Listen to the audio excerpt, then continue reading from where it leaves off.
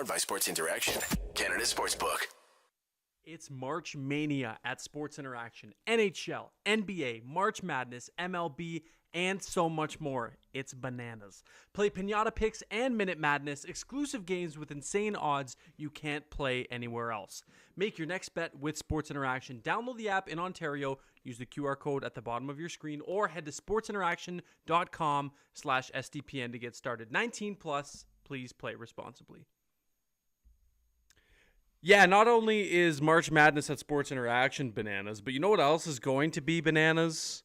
This race for the last wildcard spot. Welcome to Game Over Calgary. My name is Auddie James, joined again by, well, you know him, you love him, Flames Nation's very own, all that and more at Beyond the Box Score. It's our boy Shane. Flash, what's happening, brother? How are you? You're still muted. You told me you were going to unmute yourself. I did. Amateur I hour. messed up already. That's I'm okay. gonna say I'm in a good mood because they actually did the thing. They did. the thing that they hadn't done all year until last Friday, and then they did it again. They did. So that's beers all around, boys. That's beers. That's I don't know, what do the kids say these days? W's in the chat. That's lit, fam. Cope and seethe to Winnipeg Jets fans and Flames fans who are wanting to embrace the tank. There ain't no tank. It's full steam ahead, baby. Especially at this point now, they're way closer to that 8th seed than they are anywhere near any significant lottery positioning. So you know that scene from The Office when Michael and Jan are having it out at the dinner party, and he's talking about how he got the snip, and he's like, I got it reversed, and then I got it again. Snip, snap, snip, snap, snip, snap. That's been me and a good chunk of Flames fans this season.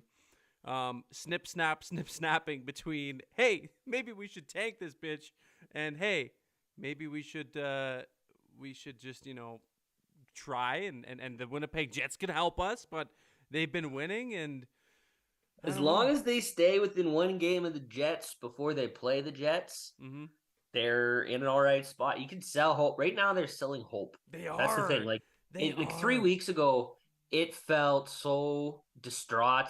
And it felt like maybe we should, want to embrace the tank, but they've come through in a big way lately here. First 4-game win streak of the entire season. That's crazy. And there's 5 games left. Back-to-back third period comeback. Shane, this is riveting. I don't know. So unlike this Flames team. What's going on? I don't know, but I love it. Oh my days! Or you gotta say like the kid. I can't remember what movie it is. Oh, I don't know, but I love it. I don't know what movie that is. If anybody in the comments can name that movie, please feel free to do so. All right. Well, this one's covering we're covering a win, which as Shane, the but you Auddie also curse, especially a comeback win. Yeah. Like, you never got those. Actually, neither of you had them until now you go back to back. I was so jealous of Peter. I listened to the show after his the last game over when he got to cover the first third period comeback of the season. And I'm like, damn, I really wish I had one of those. And guess what the boys did? They did the thing. They did the thing. They did the thing. They did the thing. They did the thing. They're doing it almost too little too late at this point, but you know what? We take them when we get them. We don't complain too much. I gotta tell you, Auddie, I was having a full-on Steve LFR meltdown in between the second intermission there, where I'm just standing back here going, hey, inaudible screaming. Like, why must you always lose to these bad teams? You're outplaying them like crazy. So it's just glad that naturally Milan Lucic and Michael Stone came through at the end, right? Like, just like we all thought was Winnipeg's very happen. own. We'll add some salt to the wound. It's not really a wound to Jets fans. I see Liz is in here, host of Game Over Winnipeg. Winnipeg's very own Michael Stone, the one who seals the deal there and gets the game winner for the Calgary Flames. But to your point, it was not always it wasn't the greatest of starts. Markstrom lets that first shot in. He's notorious for it this season. How many times have we said Markstrom lets the first shot of the game in, or take a shot every time he does. If you're rewatching all the games, you'll be wasted by game 10 or something stupid like that. But he does it. They end up going down in this game, and it's like, damn, are we really about to do this all over again to the Winnipeg or the Jets are living rent free in my head right now. Are we really going to do this all over again to the Ducks again? It's almost like they played 2 games. They played the Ducks, but they also played against their own goaltenders, both of them, because I can't remember who pointed it out on Twitter, but someone said that Markstrom went 2 goals against on 9 shots in the first. Vladar the same in the second. So the Flames came out and just didn't let any shots against in the third. Yeah, they were just like, we're just gonna keep the puck the whole time if that's. And you know what? When your goalie, which has happened way too often this year, when your goalies aren't going, the possession part is huge for them. So the Ducks got their first shot of the third period at the 11:28 mark. Yeah. To which point Hannah turned to me and said, "Was that their first shot?" And then of course our boy Greg Millen, yeah, that was their first shot of the third period for the Anaheim Ducks. And it was they make that goaltending change there early in this. Well, not early. To start the second period, and they score promptly right after there. Mangiapane does his thing, and scores a big goal. And I'm thinking maybe this is the Vladar thing where the boys rally around Dan Vladar and seemingly play like Dungus in front of Jacob Markstrom. So it's I don't know. I'm kind of stuck in this.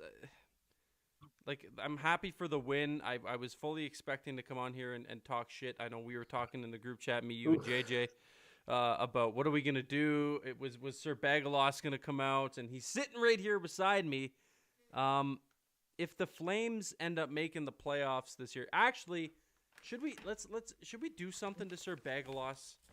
If the Flames, I mean, what's the parameters though? So is it? I don't know. I'm not a bag on the head guy. I make fun of way too many Oilers fans for doing that during their decade of darkness. So I'm all about that good karma.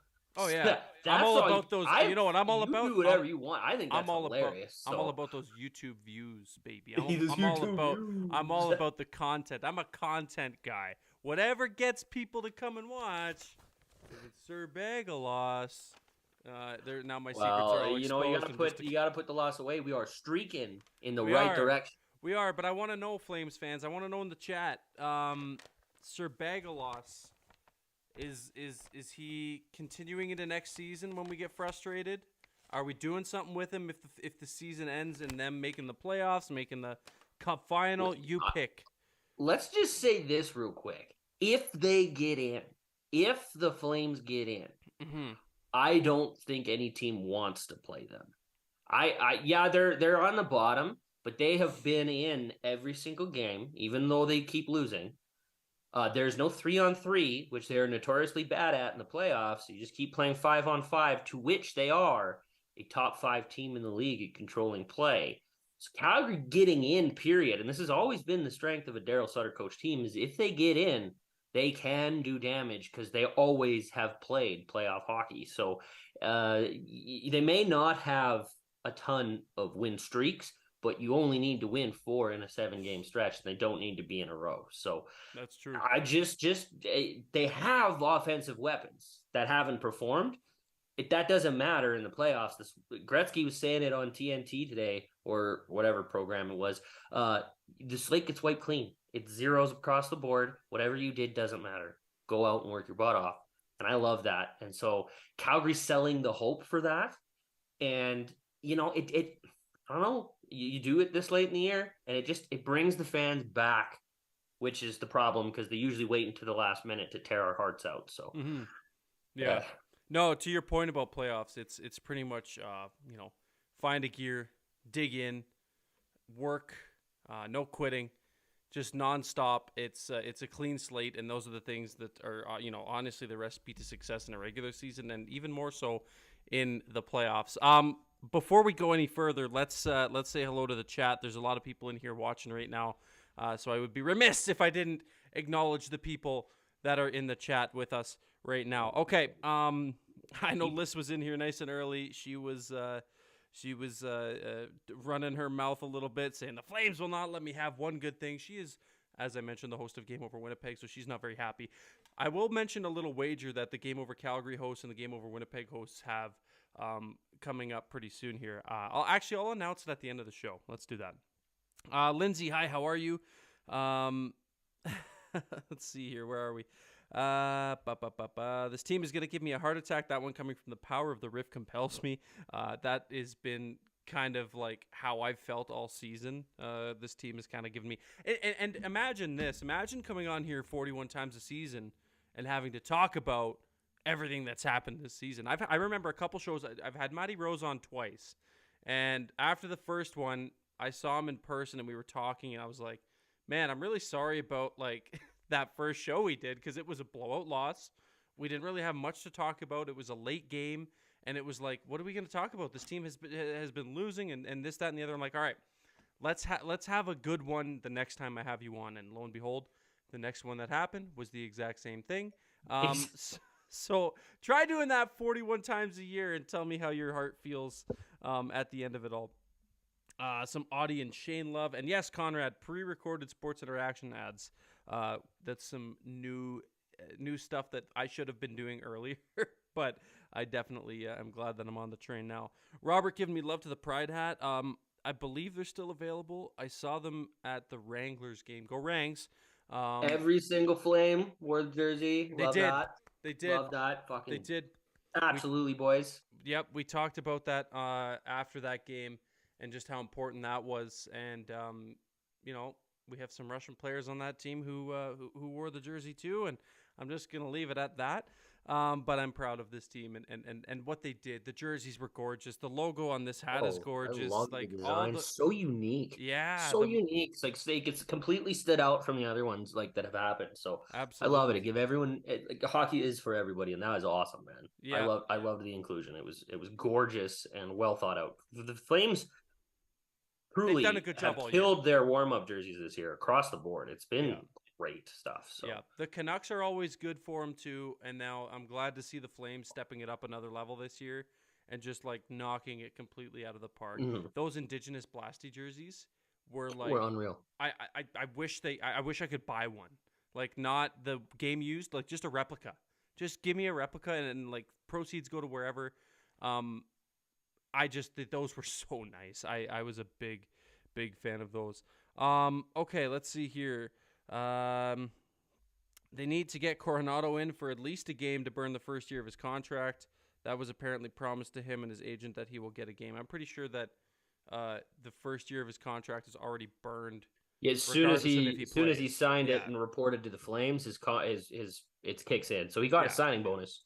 But he only gets the prorated salary for whatever. Mm-hmm. Next year is everything. I actually been thinking about this.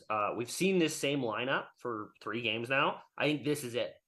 They're going to keep the kids in the box until they're definitively have made it or are eliminated, which at this point might be another 3 out of the 5 games. 4. It might be until the last game. So we might not see Pelche, Coronado, or Ruzicka at all. That's a possibility because I feel like they're going to just stick with this group. They've won the most games in a row they ever have. There is quite literally no reason for the coach to change it, especially when the pieces that you would pull out were the ones that scored tonight.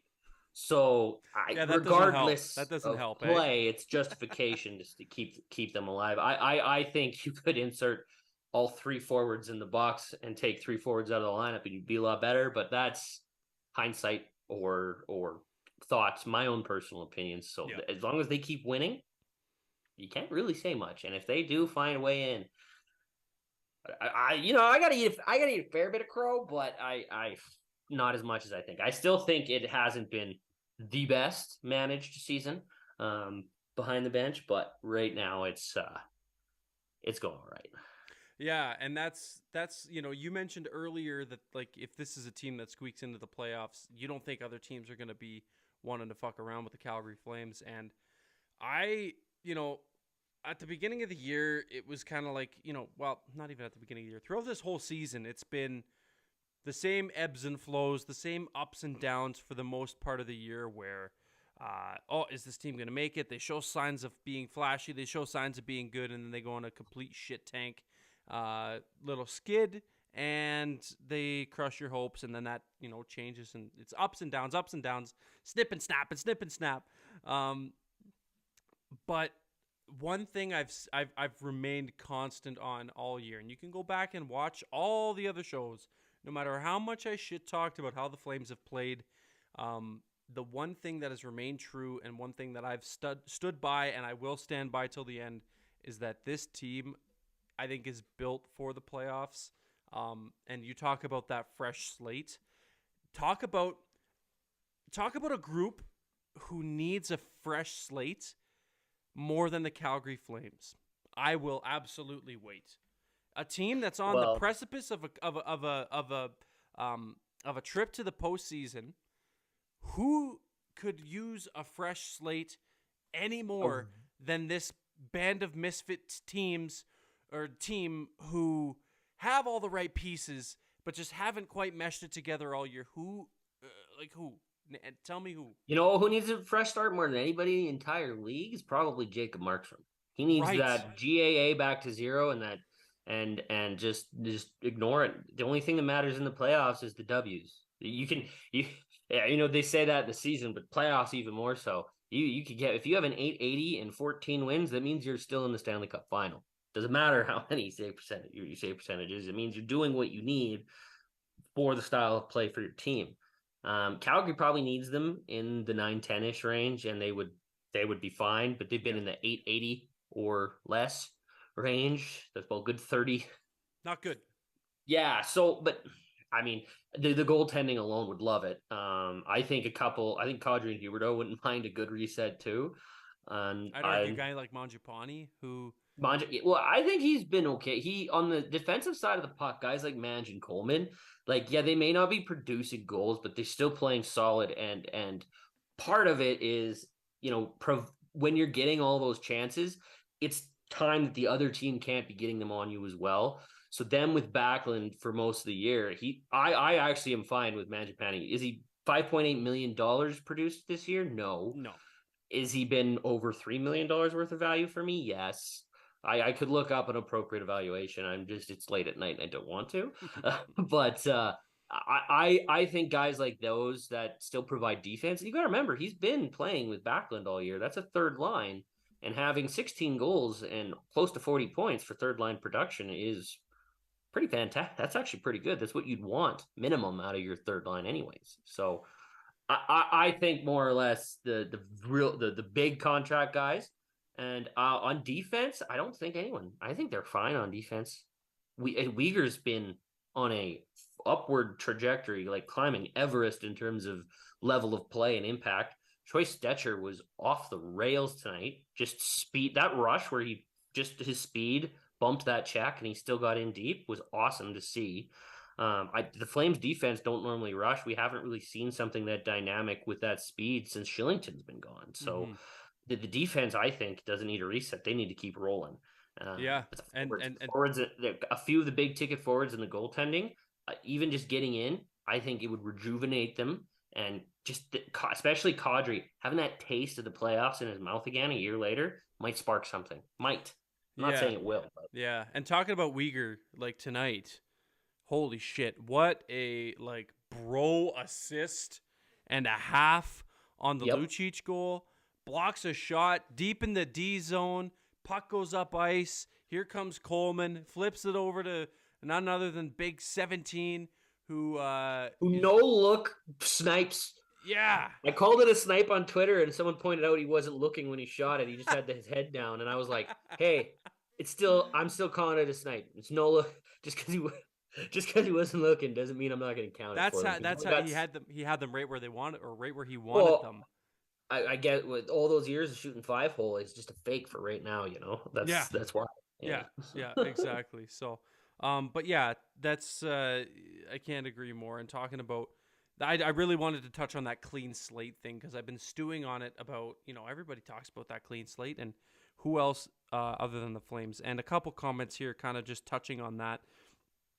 Excuse me, both coming from left-handed penman, one saying the Canucks. I'm talking more or less, and I get your point.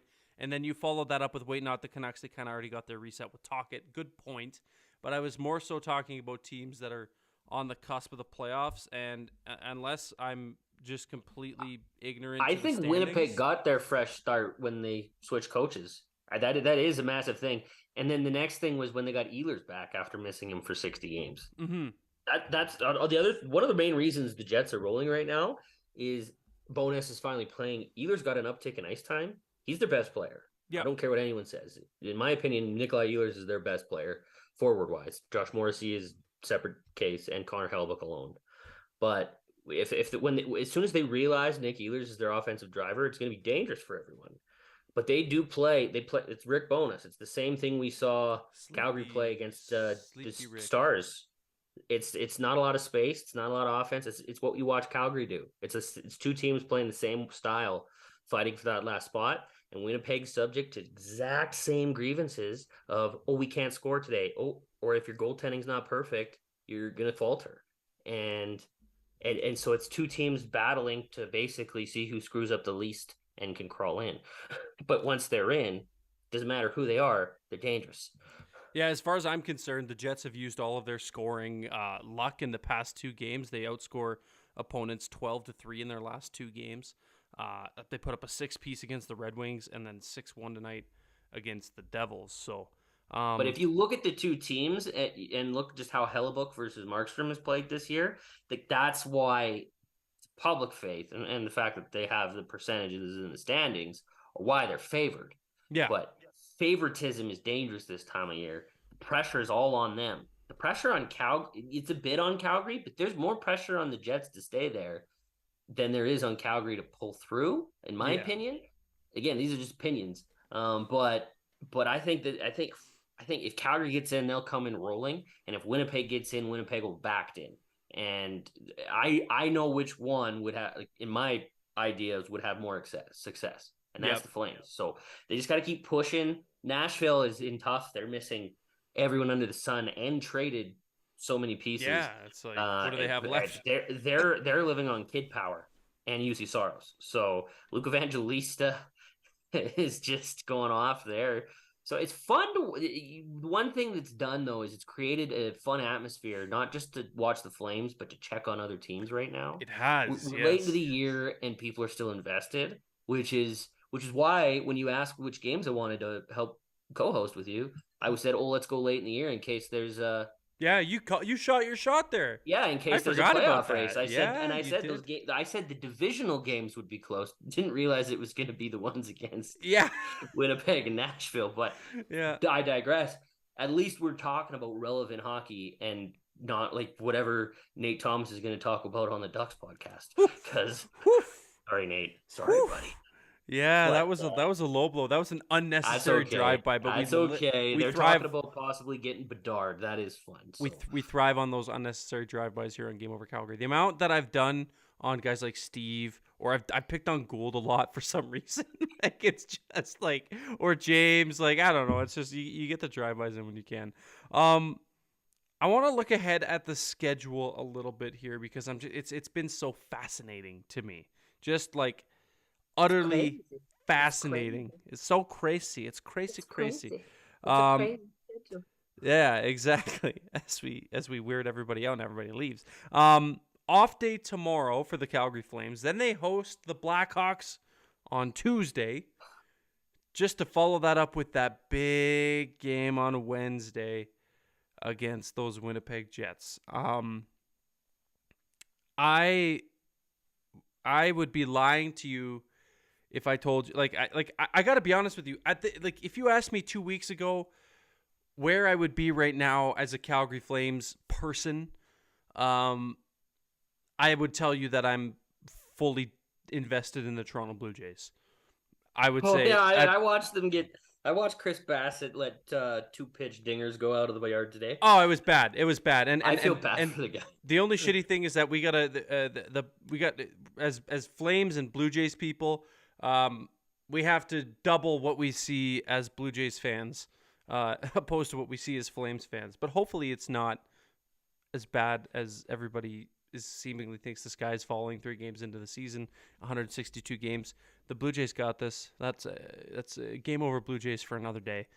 Game over Blue Jays? Eyes emoji? Are the people that need to make that happen watching? Anyways, tell me what you think. This schedule, they got Blackhawks, Jets, Canucks, Preds. Really, their toughest games based on... Canucks. It's going to be Canucks and Jets. Well, it's the Jets, obviously. That game matters more than... Well, they all matter, which is crazy, but the Jets one matters the most. You win in regulation. And here's the thing. Here's the other thing that is not on the Flames schedule. Nashville and Winnipeg play each other. Very clearly, for Flames fans, at this point, you want a Nashville regulation win. Yes. That is the best outcome for Calgary in that game. Those are two games with a massive amount of impact for Calgary's season down the stretch. Those, like, it'd be worth tuning in to watch the Jets play the Predators, because if the Predators win, it is Calgary's odds spike massively. It's crazy. That's the game. They can't go shot for shot with them. They need to outpace them because Winnipeg has all the tiebreakers. So Calgary has an easy schedule. On paper. On paper.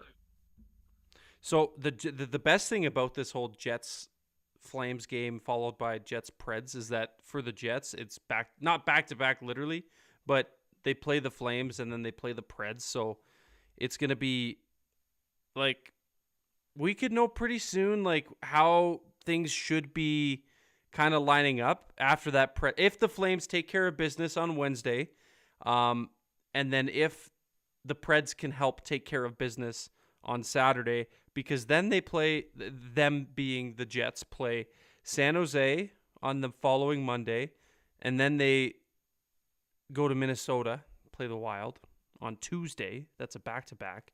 Then they have a day off, and they go play their final game of the season at Colorado.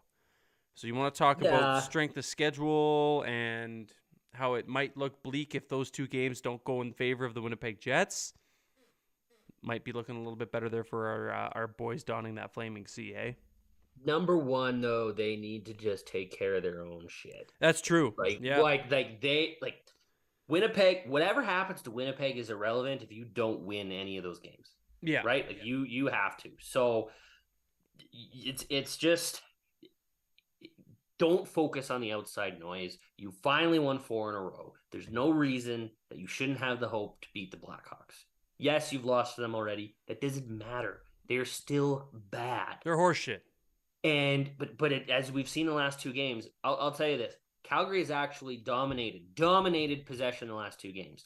They have got dog shit goaltending, right? If they can just do the same play in front of the net and their goaltenders make just the basic, simple saves, they will beat the Blackhawks and the Sharks and all those easy teams. That's fine. They're playing lights out in front of their goalies. They need to bring it right now. Mm-hmm. They were great from Boston till about a week ago. Markstrom was unreal, back in his prime form. They need that now. This is the time now. It's great. That was needed as well. But you can't fall off right now or your whole season's done, and it sucks because it's a one-player position. You can't, and both of them are faltering. So someone's got to step up.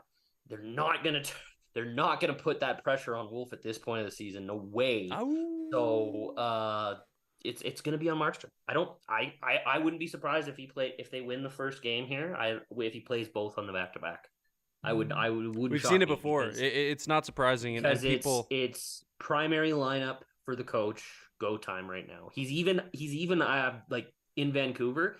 He gave the ice timeout in a very specific manner. There was a very clear top 6, bottom 6 division against Vancouver.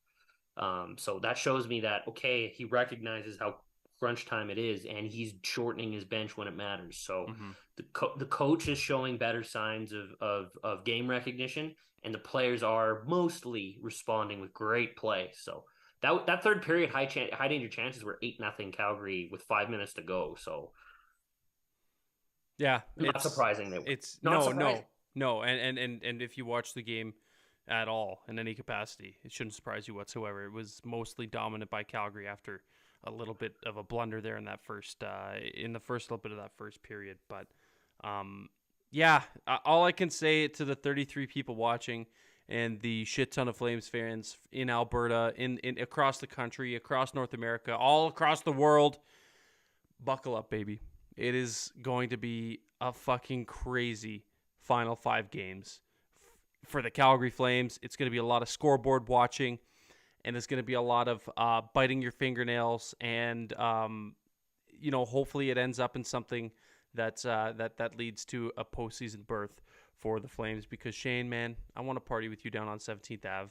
I want the Red Lot back, baby. I want to go back there. I want to drink overexpensive beers. I want to spend way too much on gas to get there, and I want to not regret a single minute of it. Yeah, it is, I need what we live for as sports fans. I need it. I love $20 giving me one beer. It's last year I wasn't able to partake because PK, and that was the maiden voyage of Game Over Calgary, was that playoff run, and PK and I were on every show together. But now that we split the program up between the two of us, it should allow for both him and I to enjoy the festivities with all the other Flames fans. But I'd love for the new guys to experience the Red Mile in their first year. Yes, it'd be a real good way for them to fall in love with the city. If you talk about any player that's been on a decent run, they all talk about how great the Red Mile is and how fun the people of Calgary are when the team's doing successful. So I absolutely want that every year. Yeah, but I want it every year. So we'll see if it happens this year. Hey, you know what? It's always a blast having you on. You and I think we think alike. I think you're a little more smarter than I am when it comes to. Yeah, you're a bit of a nerd. You're a fucking nerd. Nerd. I pride myself. Soak it in.